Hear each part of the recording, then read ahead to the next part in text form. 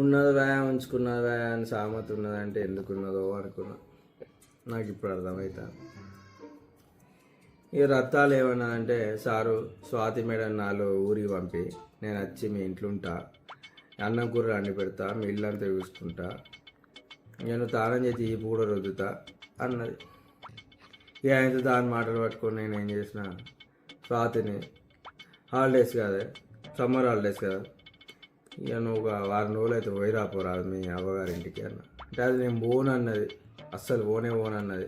నేను పోతే నీకు అన్నం కూర అనుకుని కష్టమవుతుంది, దాన్ని అద్దు తీయ అన్నది. అంటే ఇక నేనే బతిలాడిన బాగా, పోతే పోరాదే మళ్ళీ ఏంది సమ్మర్ హాలిడేస్ కదా అన్న. ఇక ఆయనతో నేను అన్నుడికి అది పోయింది కదా అని ఆయనతో మళ్ళీ నేనేం చేసిన, రత్తాలకి ఫోన్ చేసినాక అది కూడా ఏం చెప్పిందంటే, సమ్మర్ హాలిడేస్ కదా సారు మా ఊరికి వచ్చిన అన్న. దీన్ని అన్నారా, ఉన్నది వ్యా ఉంచుకున్నది వ్యా.